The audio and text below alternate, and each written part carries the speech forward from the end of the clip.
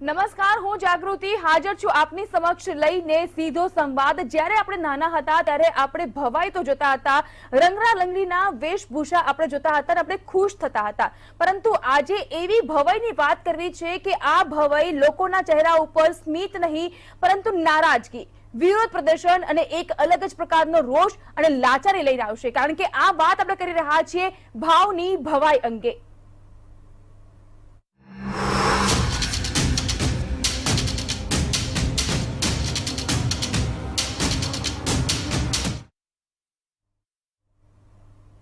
Crude ઓઇલના ભાવ વધારો અને ત્યારબાદ એકંદરે એની સાથે સંલગ્ન જેટલી પણ ચીજ વસ્તુઓ છે તેનો ભાવ વધારો સતત દિવસ અને દિવસે કરવામાં આવી રહ્યો છે। તેને કારણે આજે સામાન્ય વર્ગ વિચારવા મજબૂર થઈ ગયો છે કે જીવન નિર્વાહ ચલાવવો તો આખરે ચલાવવો કેવી રીતે। તો ભાવની ભવાઈ ઉપર ચર્ચા કરવા મારી સાથે સ્ટુડિયોમાં ઉપસ્થિત છે વરિષ્ઠ પત્રકાર દિલીપ ગોહિલ અને સામાજિક કાર્યકર સ્મિતા પંડ્યા। આપ બંને મહાનુભાવનું હું સ્વાગત કરું છું। દિલીપભાઈ, સૌથી પહેલા હું આપને પૂછવા માંગીશ કે ક્રૂડ ઓઇલના ભાવ વધાર્યા પણ તેની સાથે સંલગ્ન જેટલા પણ હવે ચીજ વસ્તુઓ છે, જીવન નિર્વાહની પેદાશ છે, તેની ઉપર પણ ક્રમશઃ ભાવ વધારો કરવામાં આવી રહ્યો છે। દૂધમાં ઉભરો એટલો ઉપર આવી ગયો કે દૂધ હવે નીચે ઢોળાવા લાગ્યું છે, 2 રૂપિયાનો 4 રૂપિયાનો વધારો। અને બીજી બાજુ હવે જે રાંધણ ગેસમાં આપણને હાલતા ચાલતા જરૂરિયાત થતી હોય છે અને એના વગર રસોડું આપણું ચાલી ન શકે એવા રાંધણ ગેસમાં 25 રૂપિયાનો પણ ભાવ વધારો, શું કહેશો? આવું છે, રોજ થોડા થોડા પૈસા વધતા હતા, એટલે તો પેટ્રોલમાં તમે ભરાવા જાવ 2-4 દિવસે ત્યારે તમને થોડો ઘણો અંદાજ આવે ને પછી પેલો 100 રૂપિયા થયો ભાવ એટલે આમ ધ્યાન ખેંચાયું। મીનવાઇલ ભાવ ધીમે ધીમે તો વધતો હતો, એટલે ઘણીવાર મોંઘવારી હોય છે પણ ખ્યાલ નથી આવતો। આજે એક સાથે એટલા માટે ખ્યાલ આવ્યો કે સવારમાં તમે ચા પીવો, ઉઠો, કપ હાથમાં લો, તમને યાદ આવે કે આજે તો 2 રૂપિયા વધારે મારે ડેરીમાં દૂધના દેવા પડ્યા। એટલે હવે આપણને એનો ઘરે અનુભવ થયો છે કે આ મોંઘવારી છે ધીરે ધીરે વધી રહી હતી। બીજી મુશ્કેલી એ થઈ છે કે એક તરફ આવક ઘટી છે, મધ્યમ વર્ગ, નિમ્ન મધ્યમ વર્ગ અને શ્રમિકોની આવક ઘટી છે। કોરોના એને માટે કારણભૂત છે, આખી જે ઇકોનોમી તૂટી પડી એને કારણે આવક ઘટી અને મોંઘવારી વધી એટલે માર વધારે લાગે છે। એટલે આજે બહુ બધા લોકોએ પેલા ગીતો યાદ કર્યો છે, મહેંગાઈ દાયન ખાઈ જાત હૈ, એ ગીતો બી બહુ બધા યાદ કર્યા। અને બાકી પેલું એક જૂનું ગીત પણ છે કે બાકી કુછ બચા તો મહેંગાઈ માર ગઈ। એટલે એ જે દાયન વાળી વાત છે એમાં આગળ એવું કહે છે કે મારો સૈયો તો બહુ કમાય છે, એટલે કમાતો હોય ને તો થોડું ઘણો ખર્ચો થાય તો વાંધો ના આવે। અને અર્થશાસ્ત્રીઓ પણ ઘણીવાર એવું કહેતા હોય છે કે ઇકોનોમીમાં થોડોક ઇન્ફ્લેશન ફાયદાકારક પણ હોય છે, પણ ક્યારે? જ્યારે તમારી ઇકોનોમી ગ્રો કરતી હોય અને તમારો જીડીપીનો જે દર છે એ ઊંચો હોય અને એના કરતાં થોડોક ઇન્ફ્લેશનનો દર હોય તો તમે આંકડાકીય રીતે સમજાવી શકો કે ભાઈ થઈ રહ્યું છે। અત્યારે એવું નથી થઈ રહ્યું।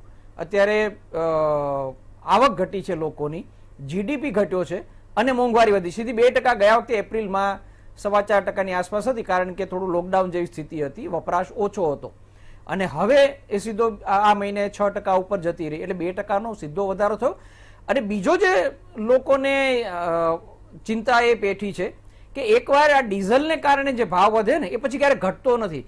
યાદ કરો, દૂધમાં જ્યારે પણ 2 રૂપિયા વધ્યા છે ત્યારે એનું કારણ ડીઝલનો ભાવ વધારો છે, એટલે છેલ્લે લગભગ 3 વાર આવી રીતે થયું છે।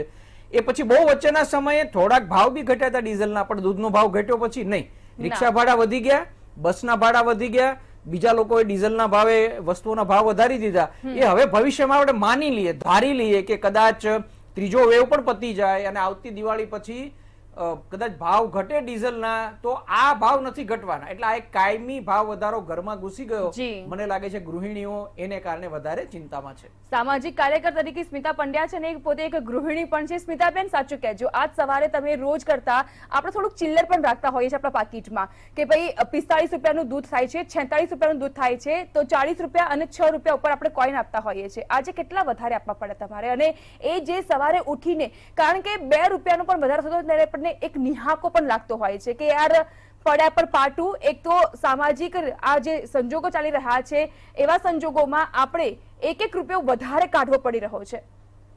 દૂધનો જે ભાવ વધારો થયો એ સવારે જ્યારે દૂધ લેવા કોઈ પણ ગૃહિણી કે કોઈ પણ વ્યક્તિ જ્યારે જાય છે ત્યારે પોતાના ખિસ્સામાંથી એને જે વધારે પૈસા આપવાનું થાય, રોજ જે આપતો હોય એના કરતાં પણ 2 રૂપિયા કે 4 રૂપિયા જ્યારે વધારે કાઢવાની વાત આવે છે ત્યારે એમ થાય છે કે આ ભાવ વધારો ક્યાં જઈને અટકશે। ભાવ વધારો સતત થયા રાખે છે।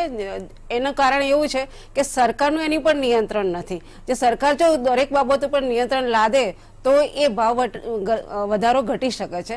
આપણે જોઈએ છે કે જે સામાન્ય પ્રજા છે કે જે રોજનું કમાઈને રોજ ખાય છે એના માટે ખિસ્સામાં પૈસા હોવા જરૂરી છે. એક તો પોતાની એક આવક નથી, સામે એવું કોઈ એને કામ મળી શકે એવું પણ હાલના સંજોગોમાં કોરોનાના સમય દરમિયાન તો છે જ નહીં.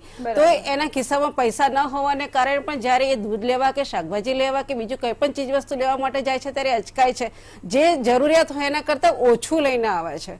બરોબર, એટલે એ માણસ, આપણે તમે વાત કરી કે નિસાસાની વાત, તો ગરીબ માણસ જ્યારે પોતાના કુટુંબનું ભરણ પોષણ કરવા માટે મજૂરીએ જતો હોય છે અને મજૂરીમાંથી જે આવક મેળવે છે એમાંથી એ કંઈ પણ ખરીદવા માટે જાય છે જીવન જરૂરિયાતની ચીજ વસ્તુઓ, ત્યારે એ મોંઘવારીને લીધે એનો હાથ પાછો પડે છે. તો કુટુંબને પણ પૂરેપૂરું ભરણ પોષણ કરી નથી શકતો, એનું પોષણ પણ આપી નથી શકતો. એનું કારણ છે કે ભાવ વધારાને કારણે કુટુંબની જરૂરિયાત જેટલી ચીજ વસ્તુ નથી ખરીદી શકતો. બીજું આપણે એ કહીએ કે હાલના જે સંજોગો છે અત્યારે, હાલ કોરોના તો 1.5 વર્ષથી આવે છે બેન, પણ એ પહેલાના સમય દરમિયાન જે ભાવ વધારા થયા છે એ મોટે ભાગે એમ જોઈએ કે સરકારે પ્રજાઓ પર એક પ્રકારનો બોજ નાખ્યો છે. સરકારને પ્રજાની ચિંતા નથી અને સરકાર બસ પ્રજાને ચૂસવા માટે બેઠી છે હોય એવું જ લાગે છે કે જે ગરીબોને બિલકુલ ધ્યાન નથી ધરતી. એટલે એવું કહી શકાય કે આજ સવારની ચા ફિક્કી, કારણ કે દૂધમાં એક તરફ વધારો થઈ રહ્યો છે અને બીજી બાજુ જ્યારે તમે ચાની ચુસ્કી લગાવો છો અને તમે પેપર વાંચો છો ત્યારે તમને ત્યાં જ નિહાકો પડતો હોય છે કે ભાઈ દૂધના ભાવ વધી ગયા, અને હજુ તો માંડ આપણે ચાને પચાવીએ છીએ તેવા સંજોગોમાં આપણને ગેસ સિલિન્ડરના વધેલા ભાવ અંગે બ્રેકિંગ ન્યૂઝ મળી જતા હોય છે. હવે આ બ્રેકિંગ ન્યૂઝને લઈને કેટલી મહિલાઓ, કારણ કે રોજિંદો એ લોકોનો મોટા ભાગનો સમય રસોડામાં વ્યતીત થતો હોય છે, સવારની ચાથી લઈને રાત્રે દૂધ ગરમ કરવું ત્યાં સુધીનો એ સમયગાળો વ્યતીત કરતી હોય છે, અને તેવા સંજોગોમાં 25 રૂપિયા, 2-5 રૂપિયા નહીં પરંતુ 25 રૂપિયાનો ભાવ વધારો, એને લઈને શું કહેશો સ્મિતાબેન?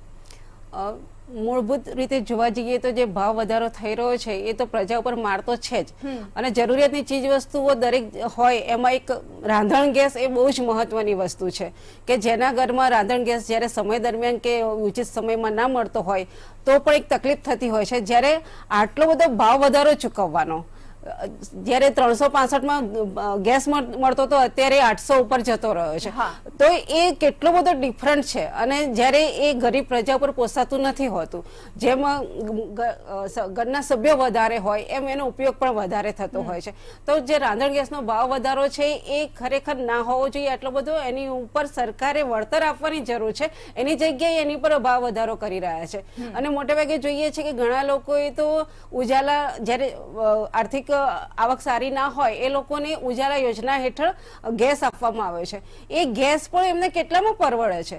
એમને એ અત્યારે હાલ જ્યારે આપવામાં આવે છે ત્યારે ફ્રીમાં આપવાની વાત કરે છે, પણ એનું પછી બિલ સાથે એનું કનેક્ટેડ કરે છે અને પછી એનો ભાવ વધારો, એનો ભાવ લેતા હોય છે. તો જે ભાવ લેવામાં આવે છે એ ગરીબ પ્રજાને પોસાતું નથી હોતું. ઉજાલાના યોજનાના નામે તો BPL કાર્ડ પણ ઓછા કરી દીધા છે આ લોકોએ. તો એ ગરીબીને એક હાઈ પણ લીધી છે એમણે. જે ગરીબ માણસો પોતાનું પેટ્યું રડવા માટે જતા હોય અને જે ખાલી હાથે પણ પાછા આવતા હોય છે અથવા તો ઓછું લઈને આવતા હોય, તો એ લોકોની એક જીવન જરૂરિયાતની ચીજ વસ્તુઓ પર આ ભાવ વધારો ઘણી બધી અસર કરે છે. ઘણા બધા કુટુંબો રાત્રે ભૂખ્યા સૂતા હોય છે, અને રાત્રે જે કુટુંબો ભૂખ્યા સૂતા હોય કે જે વ્યક્તિઓ ભૂખ્યા સૂતા હોય તો એ જવાબદારી સીધી રાજ્યની છે કે એ રાજ્યનો કોઈ પણ માણસ એ ભૂખ્યો ના સૂવે. એ જવાબદારી રાજ્ય સરકારની હોવા છતાં પણ સરકારે કદાચ એવું ધાર્યું છે કે બધા માણસો ભલે ને ભૂખે મરતા આપણે આપણું કામ કરવું છે, આપણે ચૂંટણીઓ લડીએ એમાં ખર્ચ કરીએ, આપણે બીજા આપણી પ્રવૃત્તિઓમાં ખર્ચ કરીએ, પણ પ્રજાને નામે આપણે ભાવ વધારો કરીને પ્રજાને લૂંટવાની એક એમને મનમાં નીતિ રાખ્યું હોય એવું લાગે છે. દિલીપભાઈ, 1 માર્ચ 2014 એ દિવસ કે જ્યારે સિલિન્ડર ગેસનો ભાવ હતો 410 રૂપિયા અને 7 વર્ષમાં આ ભાવ બમણો થઈ ગયો છે અને પહોંચી ચૂક્યો છે 834 રૂપિયા ઉપર. શું કહેશો? હવે પેટ્રોલિયમ ના પદાર્થોના ભાવ અને ગેસના બાટલાના ભાવમાં એક વસ્તુ એ સમજવાની જરૂર છે કે એને આપણે હવે ડીકન્ટ્રોલની નીતિ અપનાવી છે એવું સરકાર કહે છે કે આ પદાર્થો છે એને હવે આપણે ઇન્ટરનેશનલ જે પ્રાઇસિંગ હોય ક્રૂડ ઓઇલના અને ડોલરની સામે રૂપિયાનો જે ભાવ હોય એની સામે આપણે હવે મેચ કરી અને એ રીતે કરીશું. આ એક બહુ મોટો દંભ છે. એ અગાઉની સરકારમાં શરૂ થયું ને આ સરકારમાં બી ઘણમાં થાય છે. શું ચૂંટણી હોય 5 રાજ્યોની અને આગલા 1 મહિના 1.5 મહિના દરમિયાન તો પેટ્રોલ ડીઝલના ભાવ વધવાનું બંધ થઈ જાય છે. જેવું ચૂંટણી પૂરી થઈને પરિણામ આવ્યું અને ચાલે છે. એટલે એક આ મોટો દંભ છે. આપણે એમ કહેવામાં આવ્યું છે કે ડીકન્ટ્રોલ કરો. હું કહું છું તમે આ દંભ દૂર કરો. કારણ કે તમે આને ડીકંટ્રોલ કરી શકો એમ નથી. અત્યારે આવકનું મુખ્ય સાધન પેટ્રોલ ડીઝલ ઉપરનો જે ટેક્સ છે એ છે. 100 રૂપિયા ભાવ થયો એટલે બહુ ચર્ચામાં આવ્યું હતું પેટ્રોલનો. 7 રાજ્યો એવા છે ભારતમાં કે જ્યાં અત્યારે 100 રૂપિયા ભાવ પહોંચી ગયો છે. એમાં મજાની વાત એ છે કે 3 બીજેપીના રાજ્યો છે ને 4 નોન બીજેપી રાજ્યો છે. એનો મતલબ એ થયો કે બધા જ પક્ષોની સરકારોએ આવક માટે આધાર રાખવો પડે તો પેટ્રોલ અને ડીઝલ ઉપર જે વેટ લાગે છે એના ઉપર છે. એટલે આ પોલિટિકલ એકબીજાની સામે હુંસાતુસી થાય છે પણ કોઈ ઉકેલ નથી આપતું. કારણ કે બધી મેં કહ્યું પ્રમાણે બાકીની 4 બિન ભાજપની જે સરકારો છે એ પણ આવક તો ત્યાંથી મેળવે છે. એટલે ત્યાં પણ એક જાતનો દમ છે. મુશ્કેલી એ થાય કે જયારે તમે વિપક્ષમાં હો ત્યારે તમે વિરોધ કરી શકો ને કહી શકો કે અમે બહુ મોંઘવારી દૂર કરી દઈશું, પણ તમે સત્તામાં બેસો ત્યારે તમને ખબર પડે છે કે આવક મેળવવી જરૂરી છે સરકાર માટે. એટલે એક જે સરકાર બહાનું આપે છે કે અમારે આવક મેળવવાની અત્યારે જરૂર છે, કોરોનાને કારણે આવક ઘટી છે સરકારની ટેક્સની, એ વાત સાચી છે, અને આરોગ્ય પાછળ ખર્ચ વધ્યો છે, બંને વાત સાચી છે. પણ એનો ભોગ અમારે મધ્યમ વર્ગે બનવાનો. મધ્યમ વર્ગ અને નિમ્ન મધ્યમ વર્ગ અને રોજમદાર ને રોજે રોજ કામ કરનાર કારીગર વર્ગ કે જેને સૌથી વધારે ફટકો પડ્યો છે, એની આવક ઓછી થઈ છે, એના પર બોજ નાખવાનો. એક આંકડો ચોંકાવનારો આવ્યો તો બધાને ખ્યાલ હશે કે આ કોરોના કાળ દરમિયાન દેશના 100 ઉદ્યોગપતિઓની આવકમાં 35% વધારો થઈ ગયો. એ લોકો લાખો કરોડો કમાણા. તો તમે એના પરથી ટેક્સ લો ને. તમે શું કામ મધ્યમ વર્ગ ઉપરથી રો છો? એક દાખલો આપી શકાય છે, મેં વારંવાર આપ્યો છે. કોર્પોરેટ ટેક્સ દૂર કર્યો કોરોનાની પહેલા, એ સારી વાત હતી. એનો એ વખતે આવકાર બી આપ્યો હતો એટલા માટે કે જો તમે કોર્પોરેટ ટેક્સ ઓછો કરો તો એ કદાચ પાસ ઓન થાય અને ગ્રાહકોને એનો લાભ મળે. એની વે એ આખો ઇકોનોમિક વાત હતી. હવે એ ફાયદો થયો નથી, કદાચ ગ્રાહકોને એનો લાભ નથી મળ્યો. તમે એને ભૂલી જાઓ લાભ મળ્યો કે ન મળ્યો. અત્યારે તમારી પાસે જયારે કોરોના સંકટ આવ્યું છે ત્યારે કમસે કમ 2 વર્ષ માટે તમે કોર્પોરેટ ટેક્સ જે ઘટાડ્યો હતો એ પાછો વધારી શક્યા હોત, તમને સીધી બહુ મોટી આવક મળી ગઈ હોત, તો આજે તમારે બોજ નાખવો પડે છે. તમારે પેટ્રોલ ડીઝલ માંથી કમાણી કરવી પડે છે, ન કરવી પડે.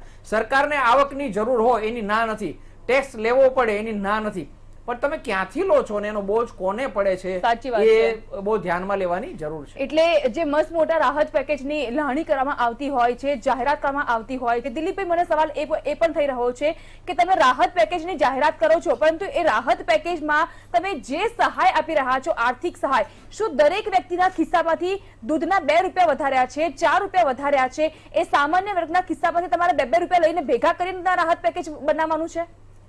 એ આપણા જ ખીચામાંથી લેવાની વાત છે. સરકાર આવક તો આપણી પાસેથી કરે છે. આપણે એને દરેક માણસ, નાનામાં નાનો માણસ એક ચા પીવે કે એક મીઠાની કોથળી લઈને આવે ને ત્યારે ટેક્સ તો ભરે જ છે. એ આ ખીચામાંથી કાઢીને આ ખીચામાં આપવાની વાત છે.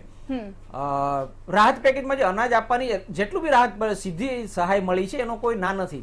એટલી સહાય, અને બીજું સરકાર એટલું તો કરવું પડે એટલે સહાય કરી એની આપણે ક્યારે ઇન્કાર નથી કરતા, અને સારી વાત છે કે ભલે કરી, પણ એ સહાય કરવા માટે તમારી જે આવક ઊભી કરવી પડશે. એને કારણે તમે જે ટેક્સ વધારો છો ડીઝલને કારણે, અને ડીઝલને પેટ્રોલ ઉપર ભાવ વધારો એટલે એનું બીજે લાગે, તેનો મતલબ એ થયો કે તમે એક હાથે આપો છો, બીજા હાથે લઈ લો છો. એટલે આજે બેલેન્સ કરવાની વાત છે કે તમે આવક ક્યાંથી ઊભી કરશો, અને એ આવક એવી રીતે ઊભી કરો કે મધ્યમ અને નિમ્ન મધ્યમ વર્ગને અને ગરીબ વર્ગને ઓછી અસર થાય. બરાબર. બીજું, આવી જયારે સંકટ હોય ત્યારે તમારે થોડી કરકસર બી કરવી પડે ને. તમે બહુ જંગી ખર્ચા કે ઘણી બધી જગ્યાએ કરો છો, જાહેર ખબરથી માંડીને સુશોભનથી માંડીને દિલ્હીમાં નવા ભવનો બનાવવા માટે બહુ મોટો પ્રોજેક્ટ લીધો છે, અને કમસે કમ 2 વર્ષ માટે અટકાવો, એની બી આપણે ના નથી પાડતા. તમારે કરવું હોય તો કરો, તો તમારે ક્યાંક કરકસર પણ બી કરવી પડે સરકારે. એટલે એક તરફ આવક વધારવી પડે, અને એ આવક એવી રીતે વધારવી પડે કે એની અસર ધનિક લોકો ઉપર થાય, મધ્યમ વર્ગ ઉપર ન થાય, અને બીજું તમારા ખર્ચા થોડા ઘટાડો.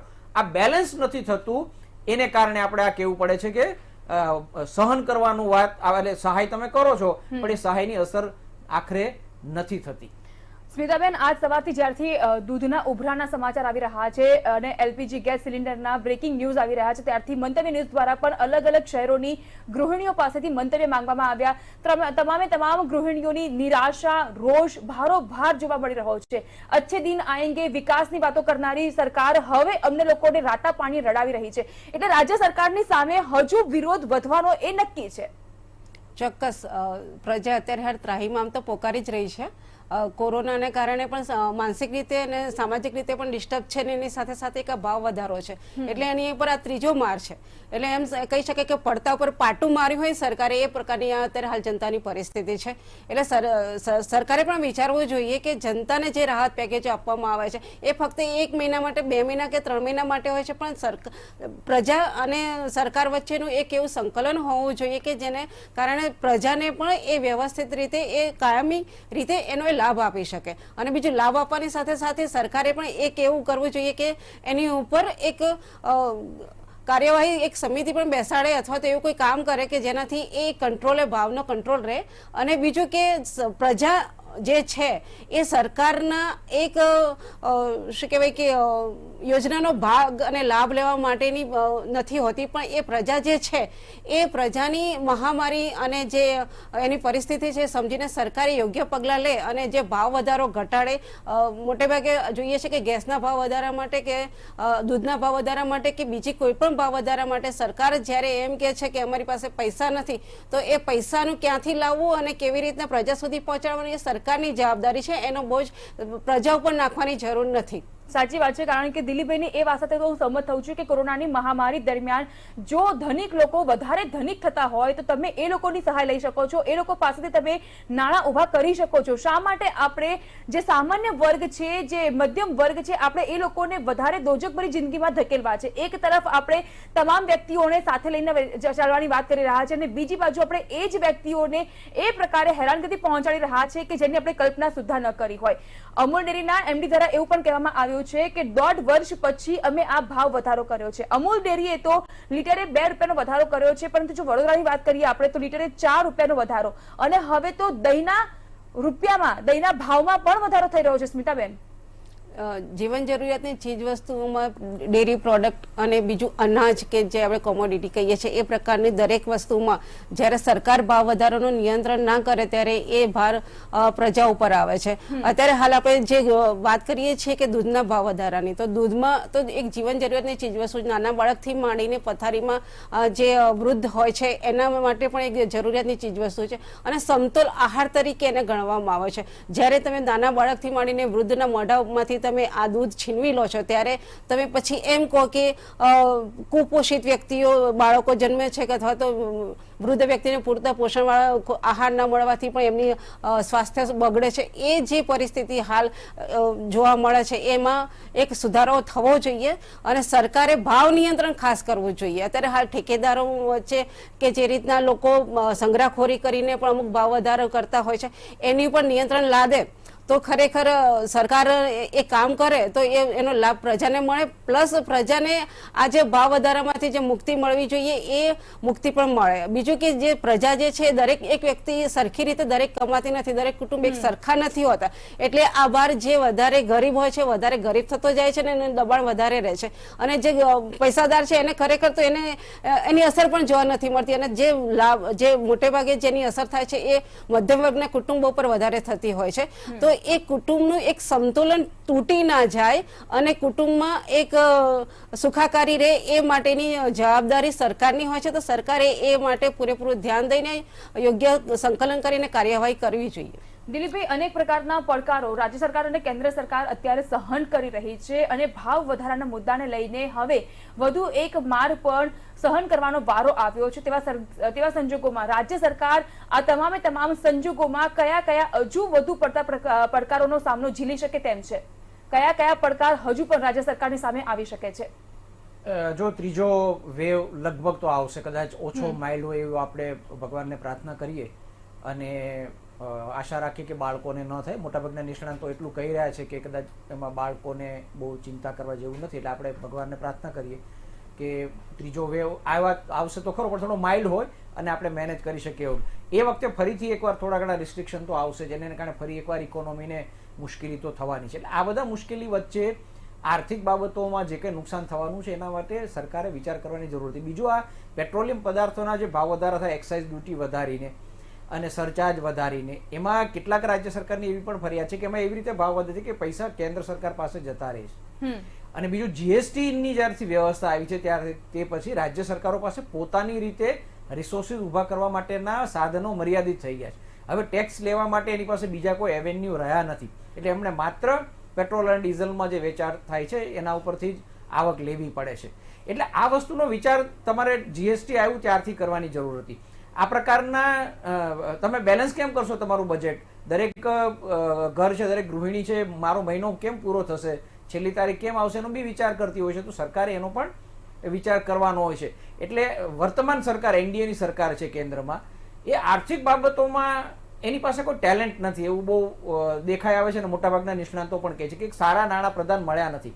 બીજું, નોટબંધી આવી ત્યારથી કઠણાઈ બેઠી છે. નોટબંધીને કારણે સીધો 2% ફરક પડ્યો, એટલે 3 થી 3.5 લાખ રૂપિયાનો જે ફટકો પડ્યો છે એ ફટકો આજ સુધી આપણે સહન કરતા આવ્યા છે. એને કારણે આખી સાયકલ તૂટી ગઈ, નાના વેપાર ધંધા તૂટી ગયા, નાનો વેપારી તૂટી ગયો, નાનો ઉદ્યોગ, નાના એકમો, ઔદ્યોગિક એકમો તૂટી ગયા, જેને એસએમઈ કહે છે. એ બધાને કારણે રોજગારી પર અસર થઈ, આવક ઘટી, જીડીપી ઘટ્યો, એક વિષ ચક્ર ચાલુ થયું છે. એને કારણે મોંઘવારી વધારે નડે છે. અધરવાઇઝ જીડીપી ગ્રોથ થતી હોય, ઇકોનોમી થોડી ગ્રોથ થતી હોય તો એક હદ સુધીની મોંઘવારી બહુ વાંધો આવતો નથી, તમે એને સહન કરી શકતા હો છો. એટલે આ બધી એવી બાબતો હતી કે એને લાંબા ગાળાનો વિચાર કરવાની જરૂર છે. હવે પેટ્રોલ ડીઝલને બી જો તમે જીએસટીમાં લઈ જશો તો રાજ્ય સરકાર પાસે આવક ઊભી કરવાના બીજા કયા સાધનો રહેશે, આ બધા સવાલો પણ ઊભા થવાના છે. ટૂંકમાં વાત એ છે કે તમે અંગ્રેજીમાં તો કહે છે ને બાકીના જાણીતા પડે કે એકચ્યુઅલી ઇકોનોમિક્સ છે ને એ જ અસલી પોલિટિક્સ છે. તમે સારો આર્થિક વહીવટ કરો એ તમારી સૌથી મોટી પરીક્ષા છે ને એને કારણે લોકો તમારું મૂલ્યાંકન કરવાના છે. પણ હવે એ કોઈક કારણસર નથી થઈ રહ્યું અને ઇકોનોમીને સૌથી ઓછું મહત્વ આપી રહ્યું છે. કોરોના તો એક બાનું છે. કોરોના શરૂ થયો આ પહેલાના માર્ચમાં, એની પહેલા જ આપણી ઇકોનોમી ઓલરેડી ડાઉન જતી રહી હતી. એટલે એને કારણે કેટલાક અર્થશાસ્ત્રીઓએ એવી પણ ભલામણ કરી છે કે અત્યારે થોડીક મોંઘવારી હજી પણ વધે. એટલે આ સમજવા જેવી વાત એ છે કે હજી બી થોડીક ભલે મોંઘવારી વધે પણ તમે નોટો છાપીને લોકોના હાથમાં પૈસા આપો, આવું પણ કહે છે. પણ એ ક્યારે લોકોના હાથમાં વધારે પૈસા આવે અને પછી થોડી મોંઘવારી વધે તો બેલેન્સ થઈ શકે અથવા ન થઈ શકે. ટૂંકમાં આર્થિક બાબતો માટે જે પ્રાયોરિટી હોવી જોઈએ એ કેન્દ્ર સરકારની નથી રહી. અને અત્યારે રાજ્ય સરકારો આર્થિક રીતે બહુ મોટા નીતિગત નિર્ણયો લઈ શકે એવી સ્થિતિ નથી. એટલે કેન્દ્ર સરકાર જે કંઈ કરે એની અસર બધી જગ્યાએ થાય. એટલે આર્થિક બાબતોને પ્રાયોરિટી આપવામાં આવે તો જ આમાંથી કંઈક રસ્તો નીકળે એવું છે. દિલીપભાઈ, થોડો અંગત સવાલ છે પરંતુ અત્યારે ટોપિક એવો છે એટલે અંગત પણ ન કહી શકાય. તમે ઘરમાં કમાવો છો, તમે તમારા વાઇફને એક મહિનાનો એક ઘર ખર્ચ તરીકે તમે એક અમાઉન્ટ આપો છો, તો શું તમારા વાઇફ દ્વારા તમને કહેવામાં આવ્યું છે કે ભાઈ દૂધના ભાવ વધ્યા છે, તેલના ભાવ વધ્યા છે, શાકભાજીમાં ભાવ ઉતરચડ થાય છે એટલે આટલા પૈસા નહીં ચાલે, તમારે વધારે આપવા પડશે, તો તમે એને કેવી રીતે મેનેજ કરો છો? કારણ કે એક ઘરના મોભી તરીકે આ વસ્તુ પુરુષને પણ એટલી જ લાગુ પડતી હોય છે. મજાની વાત એ છે કે આપણે ત્યાં ગૃહિણીઓ વધારે કુશળ અને વધારે હોશિયાર છે. સાચી વાત છે. એ મેનેજ કરી લે છે, એ સમજે છે કે મારો ઘરવાળો છે ક્યાંથી કેવી રીતે કમાઈ લાગે છે, એની સ્થિતિ કેવી છે. એટલે મોટા ભાગને ધન્યવાદ તો ગૃહિણીઓને આપવા પડે કે જે હમણાં બેને કહ્યું પ્રમાણે એ પછી ખર્ચને મેનેજ કરે છે. તમારે ક્યાંક ખર્ચ ઘટાડવો પડે છે, કોઈક એવી વસ્તુમાં ખર્ચ ઘટાડવો પડે કે જે ઇસેન્શિયલ વસ્તુઓ હોય એમાં તમારે વધારે કરે. એટલે ઘણીવાર એવું લાગે છે કે સરકાર કરતા તો આપણી ગૃહિણીઓ છે વધારે બેલેન્સ કરે છે બજેટને. એની જેમ થોડું ઘણું સરકાર પણ વિચારે કે તમારે બજેટને બેલેન્સ કરવું પડે. એટલે આમાં મને લાગે છે સવાલ હું સ્મિતાબેનને પણ પૂછું છું. સ્મિતાબેન, ટૂંકાણમાં જવાબ, કારણ કે હવે તમારે પણ કરકસર કરવી પડશે. બિલકુલ કરકસર તો કરવી જ પડશે. આમ જોવા જઈએ ને તો મોટાભાગે પ્રજાની પરિસ્થિતિ પણ એવી હોય છે કે એક સાંધે ને તેલ તૂટે. સાચી વાત છે. બરોબર. એટલે જેમ બને એમ જેટલી કરકસર કરીશું તો મોટાભાગે આ મોંઘવારીની જેમ પહોંચી વળીશું અને મોંઘવારીમાં ઘરની જરૂરિયાતને આપણે સીમિત કરવી પડશે. સાચી વાત છે. કંજુસાઈ નહીં પરંતુ કરકસર કરવી હવે એ આપણી સૌથી વહેલી પ્રાયોરિટી રહેશે. કારણ કે દૂધના ભાવ તમારે વધારે આપવા પડશે ખિસ્સામાંથી, તમારે 25 રૂપિયા વધારે કાઢવા પડશે ગેસ સિલિન્ડર માટે. એટલે હવે ગુજરાતની પ્રજાએ તૈયાર રહેવાનું છે, કારણ કે આ બધા હજુ પડકાર છે અને જો ત્રીજી લહેર આવશે તો હજુ પણ સ્થિતિ દોજક ભરી બની શકે છે. દિલીપભાઈ, સ્મિતાબેન, આપ ચર્ચામાં જોડાયા, આપનો ખૂબ ખૂબ આભાર. રંગલા રંગલીનો એક જમાનો હતો, એ જમાનો વીતી ગયો છે, પરંતુ દિવસે ને દિવસે જે ભાવ વધારો થઈ રહ્યો છે અને એવી ચીજ વસ્તુઓનો કે જેના વગર આપણે જીવન નિર્વાહ કરવો અશક્ય છે, પરંતુ આપણે એને શક્ય બનાવી શકીએ છીએ. અને એના માટે શું કરવાનું છે? આપણે જ કરકસર કરવાની છે, કારણ કે પૈસા તો આપણે આપણા પાકીટમાંથી જ કાઢવાના હોય છે. પરંતુ હા, અત્યારનો સમયગાળો એવો છે કે આ બધી વસ્તુનો સહન કરવો પડશે મારો, અને તેની સાથે તમારે પોઝિટિવ પણ બન્યા રહેવાનું છે. જો તમે હિંમત હાર્યા તો તમે બધી બાજુથી હારી જશો અને આપણે કોરોનાની ત્રીજી લહેર જો આવશે તો તેનો સામનો સાથે મળીને કરવાના છીએ. તો સીધો સંવાદ અંતર્ગત હાલ બસ આટલું જ. વધુ સમાચાર માટે આપ જોતા રહો મંતવ્ય ન્યૂઝ અને લોગિન પણ કરી શકો છો www.mantavynews.com પર. નમસ્કાર.